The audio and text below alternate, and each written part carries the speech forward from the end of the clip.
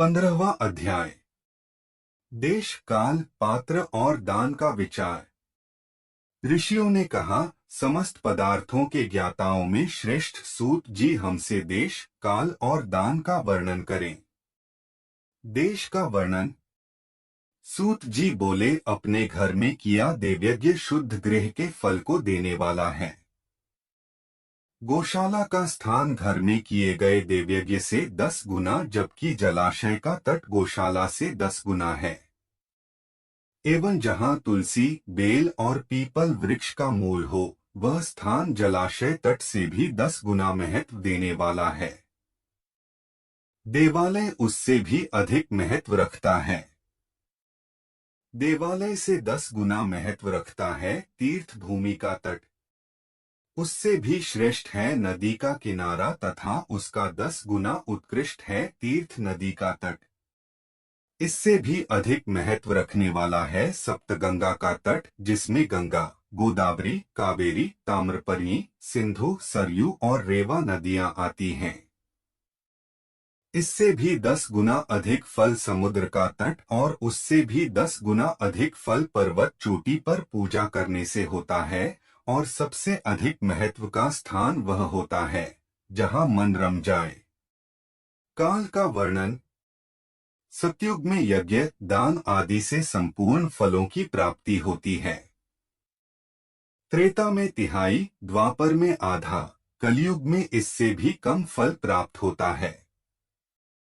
परंतु शुद्ध हृदय से किया गया पूजन फल देने वाला होता है। इससे 10 गुना फल सूर्य संक्रांति के दिन, उससे 10 गुना अधिक फल तुला और मेष की संक्रांति में तथा चंद्र ग्रहण में उससे भी 10 गुना फल मिलता है। सूर्य ग्रहण में उससे भी 10 गुना अधिक फल प्राप्त होता है। महापुरुषों के साथ में वह काल करोड़ों सूर्य ग्रहण के समान पावन है, ऐसा ज्ञानी पुरुष मानते हैं। पात्र वर्णन। तपोनिष्ठ योगी और ज्ञाननिष्ठ योगी पूजा के पात्र होते हैं, क्योंकि ये पापों के नाश के कारण होते हैं। जिस ब्राह्मण ने 24 लाख गायत्री का जाप कर लिया हो, वह भी पूजा का पात्र है। वह संपूर्ण काल और भोग का दाता है।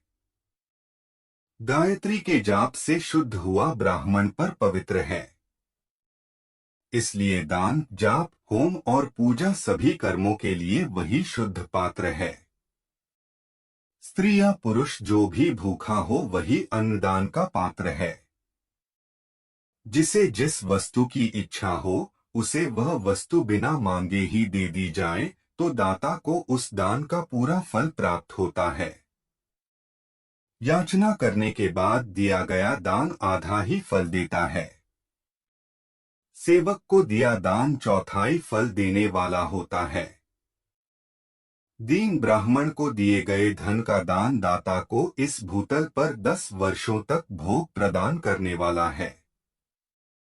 वेदवेत्ता को दान देने पर वह स्वर्गलोक में देवताओं के वर्ष से 10 वर्षों तक दिव्य भोग देने वाला है। गुरुदक्षिणा में प्राप्त धन शुद्ध द्रव्य कहलाता है। इसका दान संपूर्ण फल देने वाला है। क्षत्रियों का शौर्य से कमाया हुआ, वैश्यों का व्यापार से आया हुआ और शूद्रों का सेवावृत्ति से प्राप्त किया धन उत्तम द्रव्य है। गौ, भूमि, तिल, सुवर्ण, घी, वस्त्र, धान्य, गुड़, चांदी, नमक, कोहड़ा और कन्या नामक 12 वस्तुओं का दान करना चाहिए। गोदान से सभी पापों का निवारण होता है और पुण्य कर्मों की पुष्टि होती है।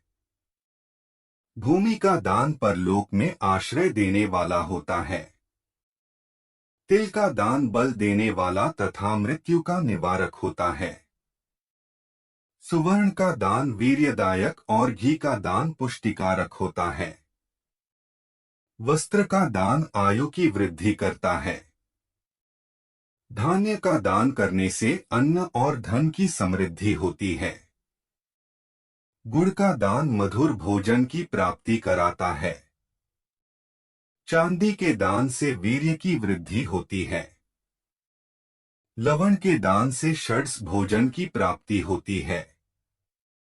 कोहड़ा या कूष्मांड के दान को पुष्टिदायक माना जाता है। कन्या का दान आजीवन भोग देने वाला होता है। जिन वस्तुओं से श्रवण आदि इंद्रियों की तृप्ति होती है, उनका सदा दान करें। वेद और शास्त्र को गुरुमुख से ग्रहण करके कर्मों का फल अवश्य मिलता है। इसे ही उच्च कोटि की आस्तिकता कहते हैं। भाई बंधु अथवा राजा के भय से जो आस्तिकता होती है, वह निम्न श्रेणी की होती है। जिस मनुष्य के पास धन का अभाव है, वह वाणी और कर्म द्वारा ही पूजन करे। तीर्थयात्रा और व्रत को शारीरिक पूजन माना जाता है। तपस्या और दान मनुष्य को सदा करने चाहिए। देवताओं की तृप्ति के लिए जो कुछ दान किया जाता है, वह सब प्रकार के भोग प्रदान करने वाला है। इससे इस लोक और परलोक में उत्तम जन्म और सदा सुलभ होने वाला भोग प्राप्त होता है। ईश्वर को सब कुछ समर्पित करने एवं बुद्धि से यज्ञ व दान करने से मोक्ष की प्राप्ति होती है।